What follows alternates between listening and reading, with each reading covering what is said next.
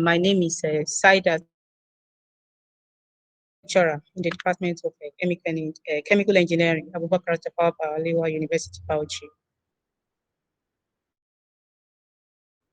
So, in the course of this presentation, we'll be briefly looking at the definition of STEM, the goal of STEM, the barriers to STEM education in Nigeria specifically, and we propose some solutions, the things to be done to be able to build, for women to be able to build sustainable careers in STEM. And lastly, I will give my concluding remarks. So by definition, we've all been hearing about STEM. STEM, STEM, STEM. STEM is not actually a new thing. STEM is an acronym which means science, technology, education, and mathematics. As such, STEM education is a kind of uh, learning and teaching approach that integrates the content and skills of science, technology, engineering, and mathematics integration. So the aim of STEM is to bring this, while we try to solve human problems, it's multidisciplinary in nature as such. So we need to bring various fields together to be able to, to solve or to propose a solution to to a specific problem. As such, what the STEM targets is to breed these people that will end up being, the future scientists, that will end up being the future technologists, the future engineer or mathematician. And we should also bear it in mind, we shouldn't forget that the technology and engineering, use the principle of science and mathematics. And we know mathematics is even the language of both the engineer and the technologist itself. As such, what STEM, seek to do is to make students to acquire skills in science and technology, so as to become or to choose career along this, field, that is in the field of science and technology, or science, technology, and engineering. So this STEM aims at bringing those young children, introducing them at the early stage to learn how to collaborate, to use their logical reasoning to propose, solution to numerous human problems. As such, you can see in this figure here, we have our young children, and brought together to learn about how to use this STEM education to become, future career individual in many areas of STEM. And as I said it to us earlier, the STEM education is all about, you know, bringing the contents, combining it with the skill. Unlike what we're having today presently, a lot of people are very good in the theoretical content of many of their, profession. But when it comes to practical, they have not meaningful things to sell. What STEM seems to do is to integrate both the practical and the theoretical knowledge, and also, uh, promote teamwork to produce future, problem solvers, such as what the engineers, the scientists, the technologists, the mathematicians, who work together as a team to solve many human problems. So the main aim of STEM is to increase the supply of high-tech workers who can bring about, I've mentioned solution earlier. They will come about what improved and innovative solution, which can make a nation to stand out, to improve what the global competitiveness of this nation. Please pardon my, my spelling there.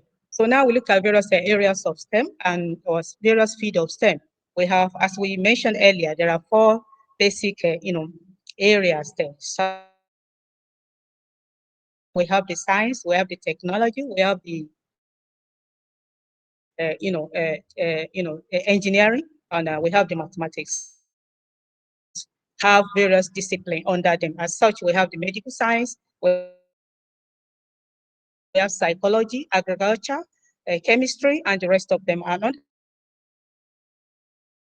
industrial design. One would be wondering, industrial design, how come it's a technology-based profession? It's actually a technology-based profession because what this profession is all about is about coming about those those technology, those they're designing those technology that would bring about new products by using the knowledge of what science, art, the science of the knowledge of science and art to solve this problem. And of course, we have our engineering technology, computing, and under engineering, we have so many professions or disciplines, sorry, rather, such as agriculture,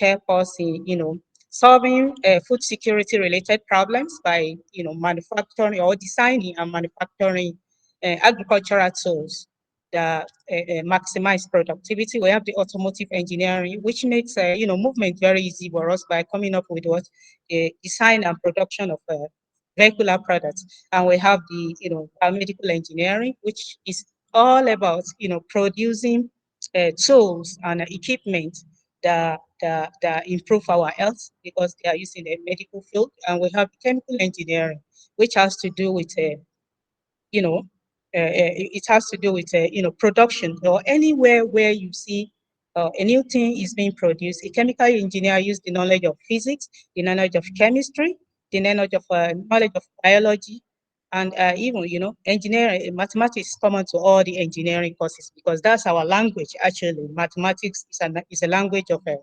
engineering. So a chemical engineer use all this knowledge to come up with what the processes that help in conversion of what raw materials into what useful products. And as we know, chemical engineers, you agree with me that chemical engineering actually is the best of all engineering courses. You can ask me why. It's not because I'm a chemical engineer, but this is just the reality. Because for any new thing to be produced, the knowledge of chemical engineering is needed.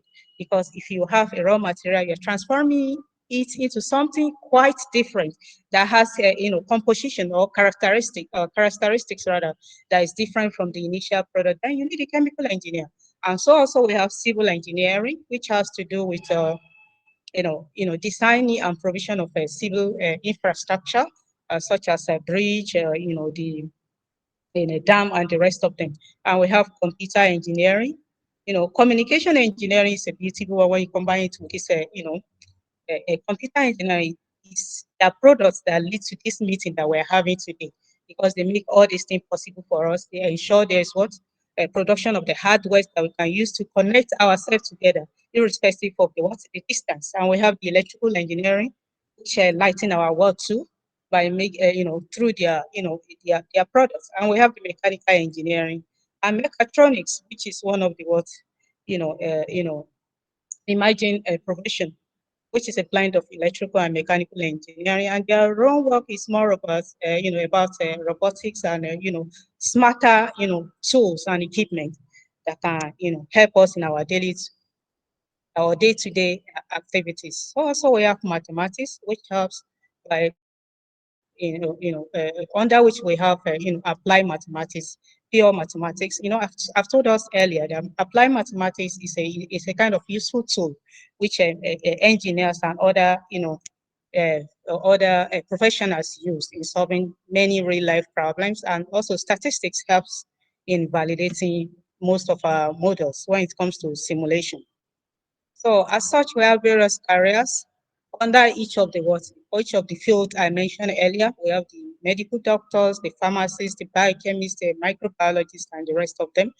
Under science, also under technology, we have the industrial designer, the technologist, the computer programmer, data analyst, network engineers, and the rest of them. And under engineering, so we have many engineering, professionals such as the chemical engineers, the civil engineer, mechanical engineer, just to mention a few rather.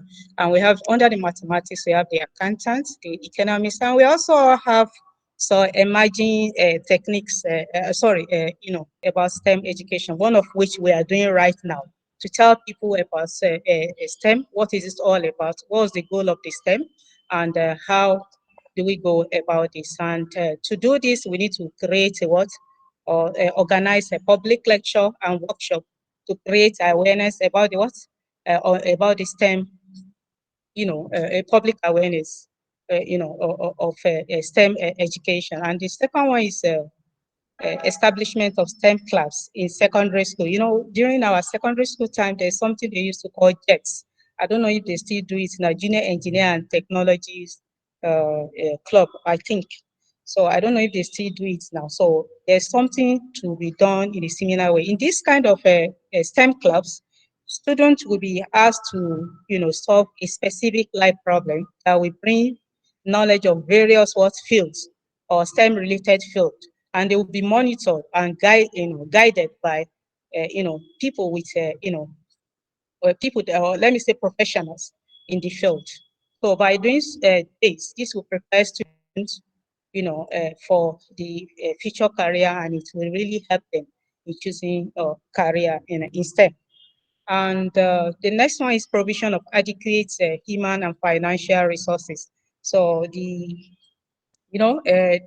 government needs to play its own role in this regard, and also the competence. This one has nothing to do with women, but when you make the environment very conducive, you see there is as all the facilities needed are available, and the education system is well funded. This will really attract competent people to come around that, okay, the learning environment is good, provided these people, we're coming to sustainable career building, to where we get to know, there are some people that are passionate about what they do. So when they see that various, resources are available, both financial, the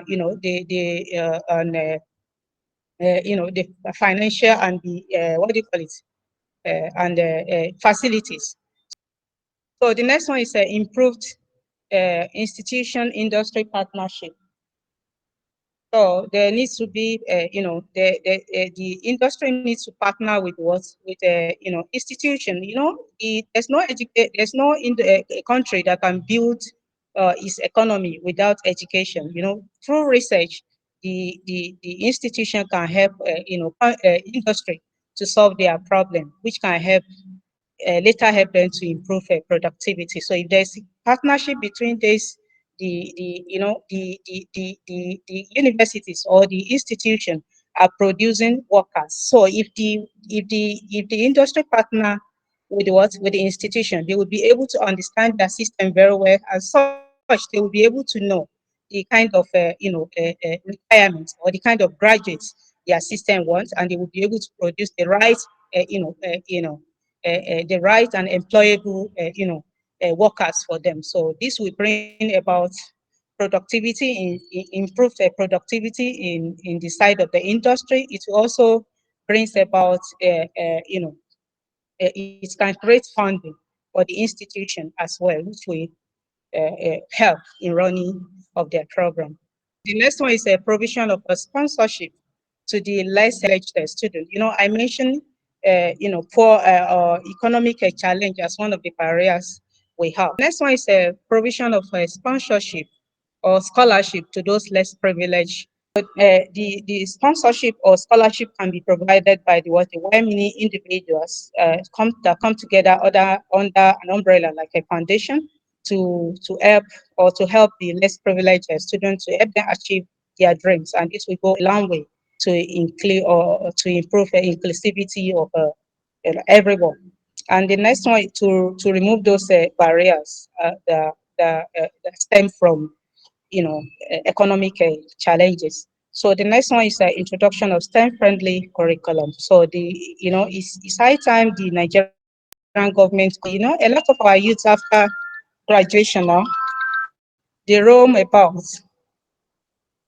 Hello, they roam about without job. So the STEM, having STEM curriculum, STEM-friendly curriculum can help in providing employment to many youth, because during this having this curriculum, it will prepare them for what, for the life after school, and they will be able to have some things they can do, or they must have acquired skill that will put food in their table without waiting for any government job, the way a lot of them are doing right now.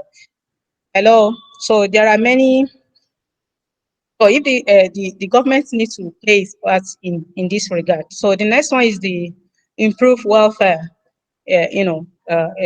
Provision of what improved welfare. to the teachers. If you want to, the people that can actually teach or that can impact knowledge need to be those ones that are willing to do the job. That, let me say, the best brains needs to be attracted to the education sector. But if the package given to them, the welfare package, is not sustainable and it's not attracting, nobody is willing, or nobody will be willing to come to such education. So the government needs to improve the teacher welfare package so as to attract the best brain to the education sector. And the next one is the improved gender inclusivity.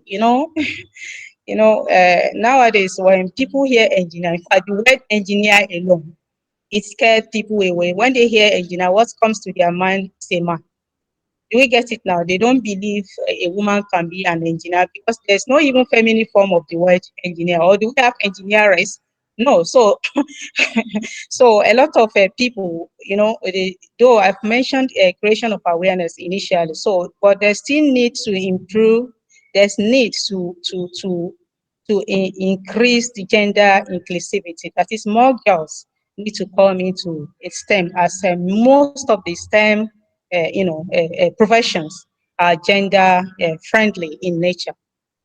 So, and this leads us to the status of women in STEM education. So the good news is that we have some strength nowadays because there's an increased enrollment of girls, especially in this northern parts nowadays. I see a lot of girls going to school. Unlike before, that when some girls here finish their secondary school, the next thing is that you have to go to your husband's house, and I am not against girls, getting married, but they should make, or they should understand that the two systems can be run concurrently without one affecting one another. It's just all about, coming up with modalities of doing things. And also we have, though the enrollment has increased, as I said earlier, also there are scholarships for girls now. I do see the adverts of this in our social media and sometimes in the website of some of these organizations. And we have increased, there's, compared to before, there's now increased awareness of women education. And also we have some role models in STEM now, such as Wendy A. Okolo, Adura Unwodo, the co-founder of Unstuck Africa, and Dr. Hidaya Nico, just to mention a few of them. And we still have some weaknesses, and one of them is still an unequal opportunity to complete and benefit from the education of their choice. So that this gap is still there, and I've mentioned how some of these can be, some of them can be, overcome through sensitization, through creation of awareness. I some times ago, one of my colleagues met me in the university, and not even only that, I have like two or three of my colleagues like that, that their daughters wanted to study engineering, and I happened to go to this secondary school. I can't remember the name for now. So in that secondary school, I spoke there. Then the girl now went home to meet the father. He mentioned my name. Then the father came to meet me that, actually, my daughter wanted to study, was it civil engineering or mechanical? But I've been telling her, no, it's no way. Engineering is meant for boys. I said, no, because engineering can be, I just enlightened this my colleague that actually it's not for boys alone, but it's about allowing somebody to do what he or she is passionate about doing. So when you allow them to do it, you see that there will be a way out, and you see that they will be able to contribute their quota. By doing so, the man later allowed, like three of them like that. In fact, one graduated from mechanical engineering. So, it's all about creating awareness, telling people about what each profession is all about. As such, and also there's this unequal opportunity, the benefits from the education. Some people will tell you they don't really want women to take this road, they prefer male, and all those ones are still there. But through, by showing them that we can do better, what a man can do, a woman can do better, I think all these things can be overcome. And another one is the underrepresentation of girls and women in education. As we know, women make up, 35% or of STEM. 30, women make up 35% of STEM careers. I think this is what I still see. I don't know whether there is improvement now. So they still need to break these barriers and and convert it to a strength. And where the next one is the existence of biases and social norms, such as belief that women are only needed for procreation. I think the function of a woman in a home, it goes beyond this, because women are actually, or they're actually the nation builders. Now we need to look at what to do to build a sustainable career. First of all, we need to know what a sustainable career is. A career is sustainable if as you grow, the career grow with you, and if you feel fulfilled while discharging your responsibility, as far as this career is concerned. And when you do it, it makes you to feel happy, and this happiness is not short-lived. It's something that each time you do this work, you feel so happy, you feel so fulfilled, and despite the challenges here and there, doing it give you joy. It's something you're passionate about doing. So this is called, a sustainable career. Then how do we now build, sustainable career for women in education? The first thing is to understand that your gender is not a symbol of weakness. It's rather a symbol of what? It's a symbol of strength. Women, we are naturally strong. Though some male counterparts will disagree with me on this, but I still stand my point that women are naturally strong and multitasking in nature. We can handle many tasks and still remain the way we are as such. So we are strong. Your gender is your symbol of strength. You shouldn't feel like, no, I'm a woman, I shouldn't do this. I'm a woman, I shouldn't do this. Men are known to to do this. As long as the thing you are talking about, the career you're talking about, is not morally incorrect, then it's allowed for a woman to do. So you need to understand that as long as this thing, the career makes you to be happy, as long as when you do the job, you feel so fulfilled. It's something you're passionate. You feel so happy each time you want to do, and you love doing it. Then you are fit to go ahead. You are fit to contribute to your quota by going to such careers. So after you have understood this, that your being a woman is not a cause, being a woman is a symbol of strength, then you need to know what exactly make you happy. That is, some people do it just to make their living. And that's the problem we are having in our education sector now. Some people, they just come to this teaching because they have no any other option left. They are not actually passionate about doing it. As such, see someone will give you notes, just do as I do, or take and give me back whatever I give you at the end. At least leave the student with no residual knowledge. Do we get this? So, but you need to sit down. Now the world is moving towards what you can offer the world before you can get, if there's no input, if you don't put any effort, there's no, if there's not input, there's no how you expect a good outcome. Not you can't even expect any outcome, let alone is good or bad. Do we get it now? So you need to understand what makes you happy, that each time you do it, you feel so fulfilled, you love doing it, then you now check the requirements and you keep yourself with the relevant skill. And as you go with this such career, each time you do it, you feel happy, and this will improve your general health. So the next thing is that you need to have confidence in yourself. Some people are actually very, very knowledgeable. They are knowledgeable, they are intelligent, but the problem they have is that they feel they have not learned enough. They feel they are afraid of making mistakes. They are afraid of speaking out. They think, no, I'm not worth it. They think, if I say this, people will be, no, you're a human being, so you're subject to making mistakes.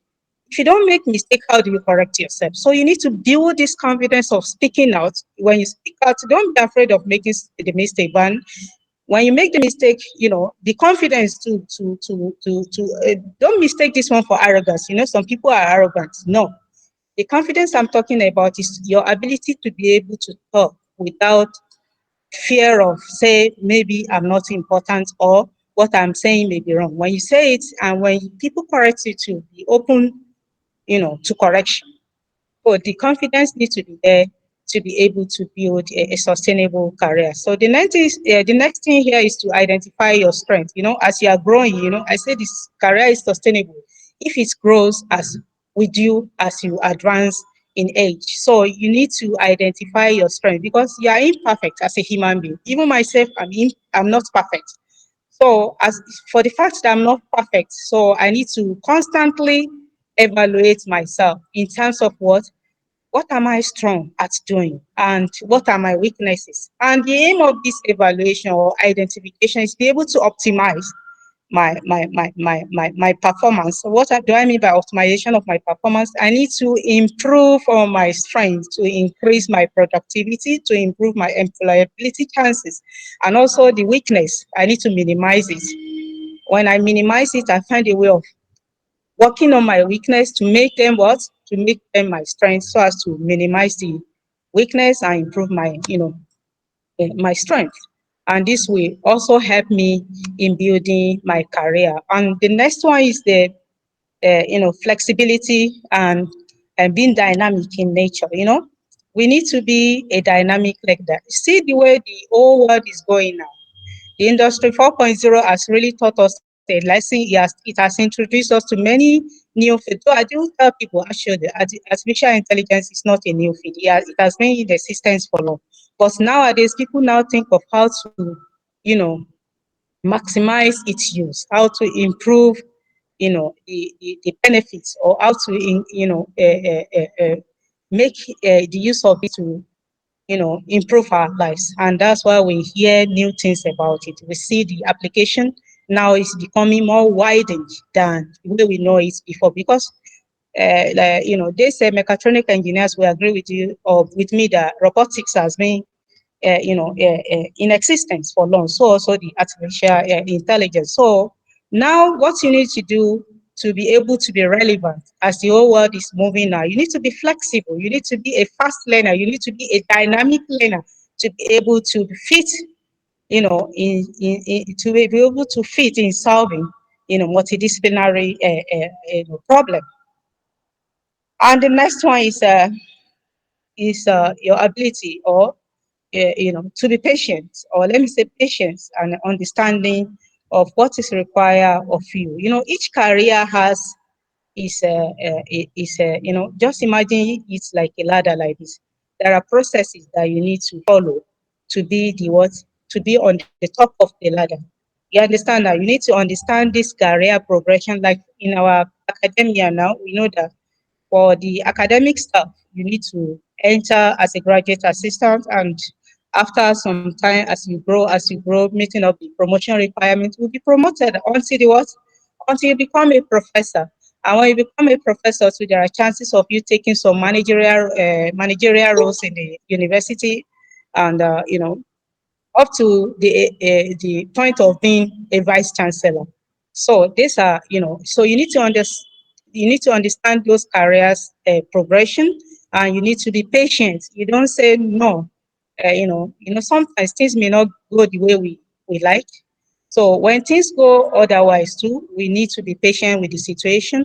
You don't compare yourself or the condition you have here with the one they have in the other region. If you go, so you just have to understand the condition guiding that your career, and be patient as the thing moves.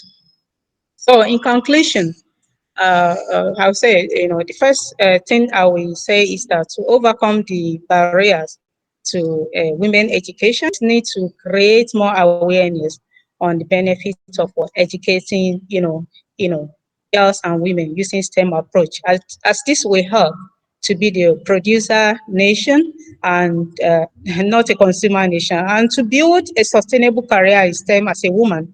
You need to understand that your gender is a symbol of strength and not an impediment.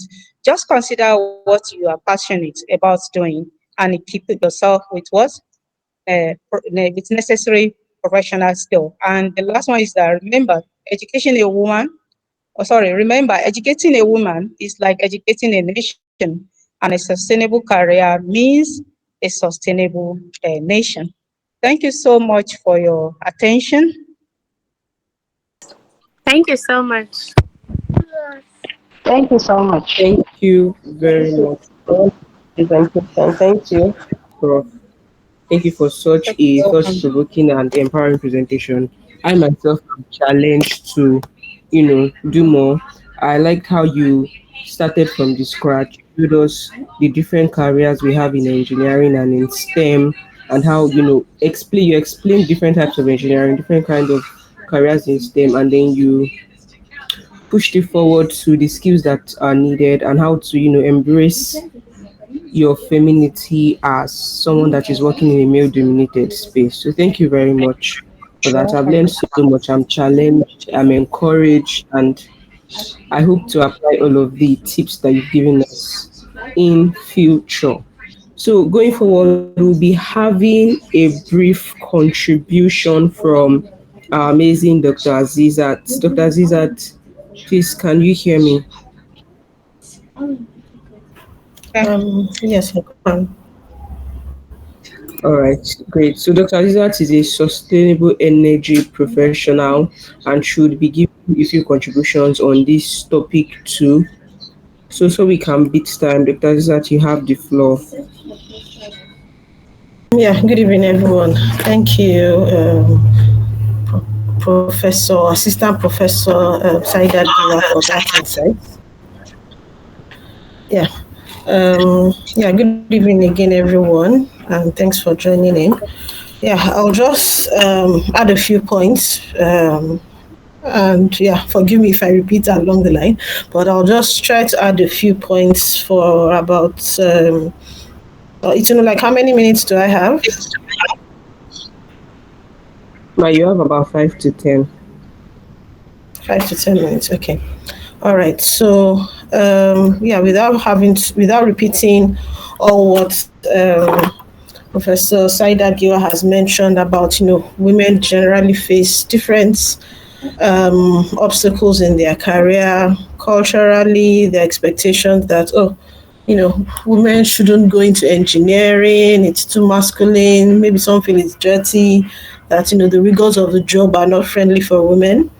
But, I think the way the world is really evolving, there is a lot more that women can do. It's not always all hardcore engineering that, involves physical lifting and all that. There are women engineers who are making waves. For women, there are a lot of challenges. And from anybody who is, if you're either like in your final year, you're about to start your career in engineering, it's not always so clear cut that you finish in 2025, you serve by 2026, by 2027 you have your first job. People live under different circumstances, and at times the first few years might shape your career path. If in the first few years of like post NYSC, you're lucky to get into a place that is fulfilling and that you're learning a lot, that's likely to shape your career because you'll pick your interests. You'll have opportunities where you can grow and learn from people. If it's an organization that, let's say, they have a structured internship program, for instance, was for fresh graduates. But typically in those first few years, it's a time of you trying all sorts and being open to what is out there. Of course, keeping in mind that you have your interest, you have your areas that you're skilled in or some expertise that you're trying to build and you have a passion for. But for starters, allow yourself that those first few years can be a bit confusing. You might not really know where, engineering is wide. Professor Giwa listed like, was it not like 10 or thereabouts of different engineering specialties, and even those ones have their different specialties. For instance, I'm an electrical engineer, and my classmates that were in electrical engineering, we have gone into so many different areas.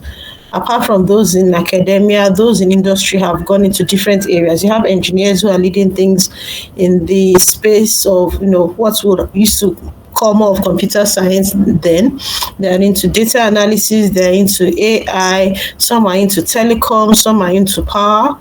Those that are in power, for instance, they've gone further and they've broken down. Oh, okay, I want to do renewable energy. I want to focus on energy storage. I want to focus on energy efficiency. As in, it's like the more you go in, there's always something more interesting to learn. So when you're at the start of your career, you need to just keep it in mind that okay, things will evolve over time. As you learn, you start finding out, okay, maybe I'm interested in this particular aspect of engineering, and then you begin to, seek opportunities of how you can grow in those areas of interest. And as you grow, the main aim is for you to have a successful career. Successful in terms of people have different definitions of success, but what does success mean for you is something that will make you happy and you won't regret so much in the long run. You make sacrifices, but know that those sacrifices are trade-offs for just a limited period of time. Have a career where your family is balanced, your health is still balanced. You don't go into a career at the expense of your health where you're working 20 out of the 24 hours, Monday to Sunday. It is not sustainable. So building a career means you have to learn how to have that balance. It's not just about going on and on and on. You have to learn to have that balance as you progress in your career. That there are other areas of your life that you need to be able to balance and strive to also be successful in that. So successful is not making the headlines and being the top 50 female engineers in the world alone. There's a lot of things that have to go around your career as a woman for it to be sustainable. So maybe I'll just mention some things that we can do to grow in our careers. I won't touch on the barriers much anymore. So for instance, when there are limited opportunities in the career space, you can use that opportunity or that break to seek mentorships with those who work in some of those organizations that you would like to work in. You can also join women networks, women energy networks. There's Women in Renewable Energy, there is AWEDI, there is YRA, there are a number of I might have it for energy, sorry. So those are the examples that keep coming up. So there are a number of women-led or women-championed opportunities and for mentorship that you can seek and be part of.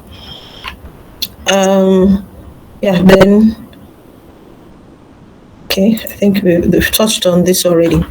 Then along the line, so in your career, as you move ahead, from time to time, there's what you might encounter as imposter syndrome. Imposter syndrome comes like you have achieved some things, but somehow there's still that, I'm not doing enough. At times it could be from external pressure that, you're the only engineering female within your team, for instance. It looks like all eyes are on you that, they know she's a woman, or they're expecting that she won't do this well, or, one thing or the other. But it's up to you to then also try to chart a path for yourself and what you want to do. Set those milestones for yourself. That's okay. By the time I've been in this organization for 5 years, I want to have achieved 1 or 2 certifications relevant to that field, or I want to have gone for 1 or 2 conferences and presented the work I'm doing at those conferences. So set milestones for yourself in terms of what you want to achieve. It will help you. It will motivate you on days that you're down, because you then look back and see that but I tried now. I mean, in the last 2 years, I've attended 1 conference, I've spoken at 2 conferences, I've volunteered for APWEN. Just look back from time to time on days where you're feeling you're not all that, and celebrate whatever achievements that you've had. And then also seek support from, nobody does it alone really. Seek support from mentors. They could be male, they could be female. You have some male counterparts also who also support you. They also have daughters, they also have wives who might be along the STEM path as well. And some are really ready to support ladies as well, or to support women as well. So if you find such mentors who are supportive, senior professionals, try your best to learn from them, ask them for guidance on how they think you can build your career and move on. Then there's also the need for continuous learning. There are a number of barriers, that they've mentioned, but there's also a need for you to continue learning at every opportunity that you get. It might be at work, it might be while in your day-to-day job. If there's an opportunity to learn a new skill or to go a bit deeper into what you're currently in, try to upskill in those areas. And in this era that we're in, there's all sorts of coding for the most basic things. There's AI with all sorts of new advances in technology coming up every other day here and there. It's we as I said, the world is not waiting for you. While you're waiting and waiting, maybe I'll do that course. That course has gone into the past edition and they've released the new version of one software that you also need to upskill in. So as much as possible, there's a need for constant learning as an engineer, because technology is ever evolving. And then also mentioned in line with protecting your mental well-being, as I said, around times where that feeling of imposter syndrome comes up and you feel you're not so good, you feel all eyes are on you. Just try to remember that you are good enough, you're doing well in what you're doing, and keep setting those goals and keep trying your best to meet those goals that you've laid out for yourself. And then to wrap it up, it's just a point of reflection for those of us on the call. In your final year, or maybe a fresh graduate, or you're about to finish in a year or two, just sit down from time to time and find out, to help guide you into what you want to do. What is it that comes easily for you? What do you like doing? Are you interested in coding? Are you the kind who likes hands-on work with tools, going hands-on and doing physical tools in terms of hardware? Are you the one who prefers to do coding and sit or stay up all night trying to find the bug in a code or somewhere and to find a solution to it? And then of course you feel happy once that is sorted. So find out what comes easily, for what is it that you do easily and what is it that interests you. And then find professionals in that field who are already doing something that you would enjoy doing or that you would like to do. So talk to them, find out how they're, growing in that field, what's happening in that area. And I'm sure most of them will be able to guide you and support you into things that you can delve into, things that you shouldn't delve into. And then, because basically for engineering, as I mentioned, as you go deeper, there are always a vast array of specialties that you go into. But the way the world is now, nobody is getting to be such a successful engineer if you just focus on one core area. As an engineer, you have to be able to work with multidisciplinary teams. You, as an electrical engineer, from time to time, you have to work with someone in finance. You might have to work with someone in policy and regulation, someone with a legal background, someone with an accounting background, there's also energy or engineering economics. Is also a course that you all do in year 5, or maybe you've done already. So as an engineer, you also need to be open to learning about things that are related to your core profession, because that's also where you get the insights into providing alternative solutions or doing better than what already exists in terms of solutions that engineers are trying to face in their day-to-day career. And just before wrapping up, in terms of there are no mentors in town, you could also be a mentor too. You're in your final year, there's always somebody you can also mentor. I think it was sometime this week, Wednesday, was it Thursday? I joined one organization that I belong to, and we went to a secondary school, junior school students. And from there, it's also an opportunity for you. There's always someone behind who is looking at you like, oh man, Auntie Aisha, she has finished engineering. There's somebody also looking forward to how you're navigating that path. So don't feel like, you're still too young, I haven't done much. There's somebody behind you who you can also advise and encourage, if it's to take that jam form and fill in engineering, if it's to look for an internship opportunity somewhere. Always keep in mind that there's always somebody who is also looking at you too, for you to mentor, to guide into how they can also go about their lives because you've walked that path before. Yeah, I think I'll wrap up there and hand over back to Ituno for the rest of the program. Thank you.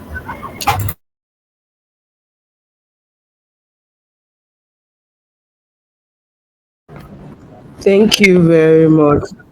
That can we drop a reaction for Doctor? All right, great. So I already dropped the link to follow Dr. Azizat on LinkedIn and to follow Dr. Saidat on LinkedIn. So you can just check the chat box to access the links. Thank you very much, Dr. Azizat, for the addition. Thank you for pointing out the barriers and how to deal with them. Imposter syndrome and how giving back is also very important to empower more women. So we'll be having more contributions from Asabe Messi. I hope I'm pronouncing that right. If you can hear me, Ma, please can you say something? Engineer Asabe Messi. Hello? I hope you can hear me. Yes, ma, I can. Yes, ma, I can. The two presenters really done justice to the topic discussed, and engineering is not a course for only male and our male counterparts. We as female too, we have the brain, we have the capacity, we have the ability to also present our own findings and our own abilities so that we can help the society with it. Because when it comes to engineering, the all aspect that our Prof speak about, that the different fields of engineering, you find that there are females these days coming up. Unlike us when we were coming up, there are no female, there were few female engineers that you can come close to them, that they will even advise you or guide you. I gained my inspiration from career guidance that some university students that came to my secondary school, each field spoke about the field, and I was inspired by the person that spoke about electrical engineering. That was what motivated me to venture into engineering, but later I find myself in the civil engineering field. So had it been, it's just like these days that there are female engineers that we can guide our younger ones in the field. I think we will do more than the way our male counterparts are looking at us. So I am encouraging our younger ones to go in with confidence, because the two speakers have given us the confidence we need to venture into the engineering field. Thank you. Hello, ma. Thank you. I'm done. Thank you Thank you very much, ma. Thank you very much, ma. Do we have any questions? If you have a question, can you just raise your digital hand or type your question in the chat box so we can quickly take them and call it a day. So if you have a question, raise your hands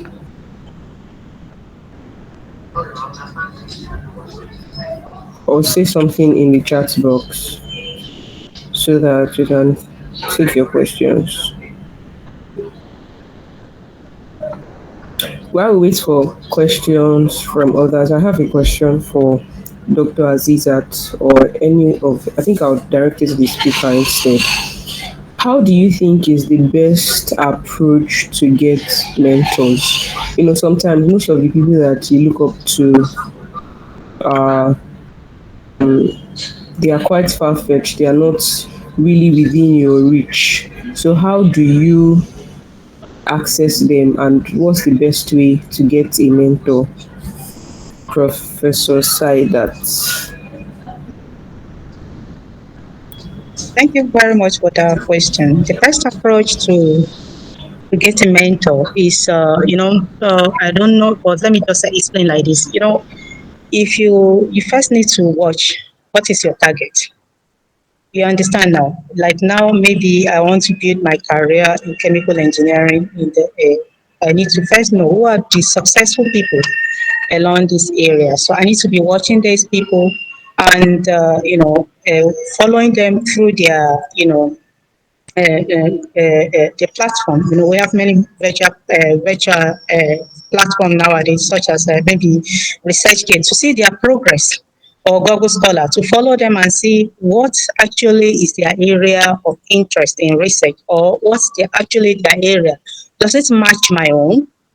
Because I need to know, it shouldn't be a kind of generic stuff. I want to put in front, or I want to initiate this relationship for, that is the mentorship relationship. After you have done your own part, that you have seen why, or what knowledge you are looking for, you now follow this individual that you know are into that field, and they are doing very, very well. And how do you approach these people?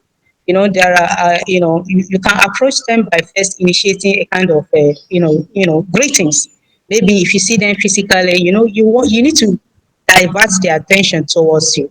You need to, let me say, you first greet them, if as if you are in their vicinity. But if we are far apart, you can send them messages through these channels I mentioned earlier, especially the research kit. You can chat them up, or through their email.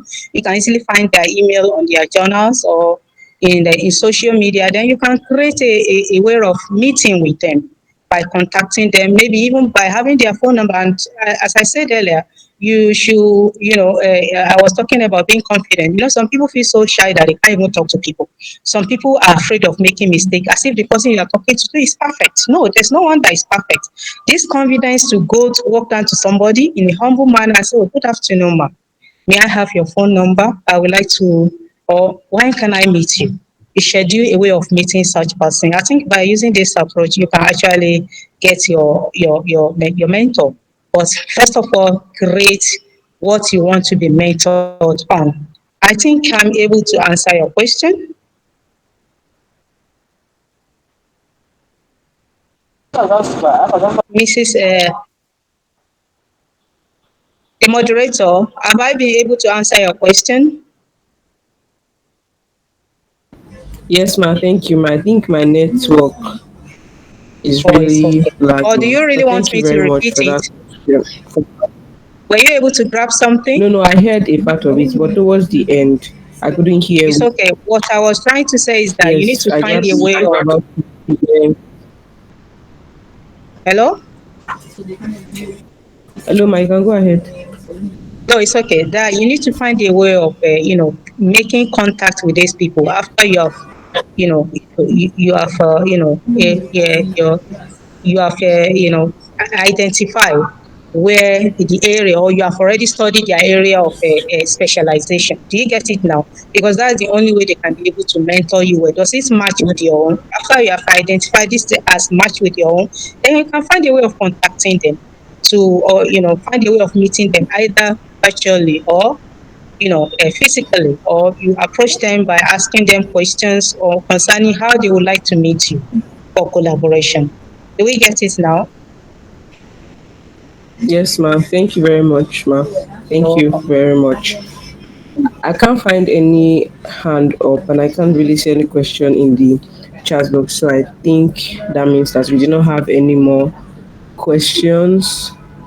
Very much, everyone. Thank you, Professor Saidat. Thank you, Dr. Azizat. Thank you, Dr. Camille. Thank you to our host engineer.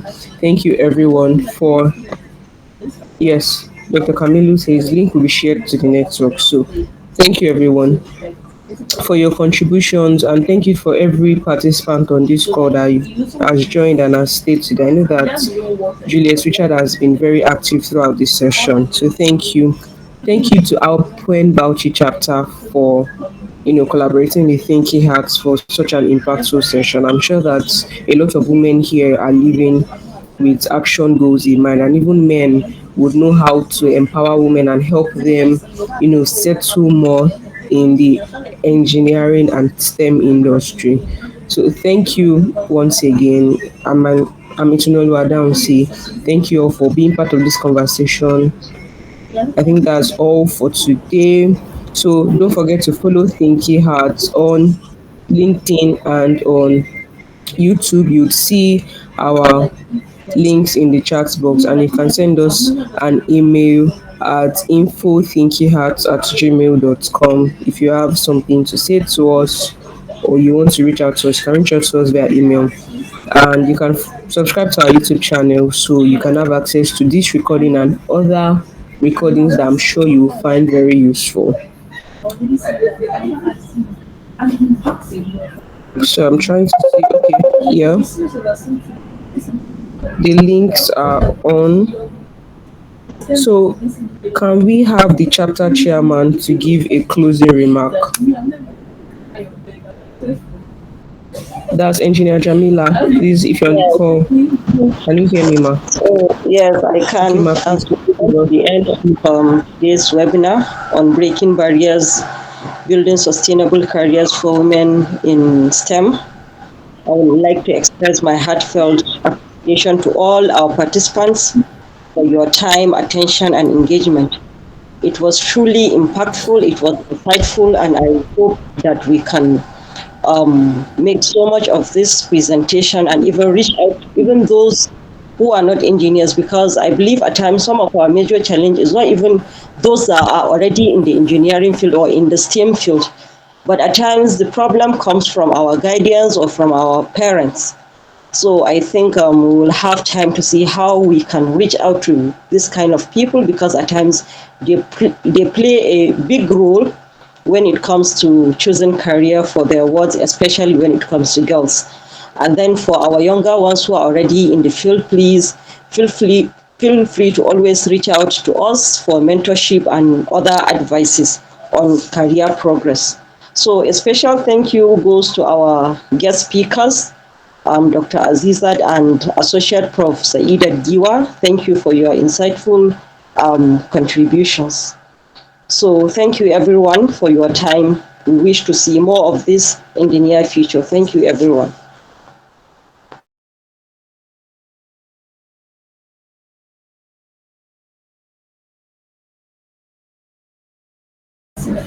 Thank you very much, ma'am. Thank you everyone for participating. Thank you, Dr. Camille, once again.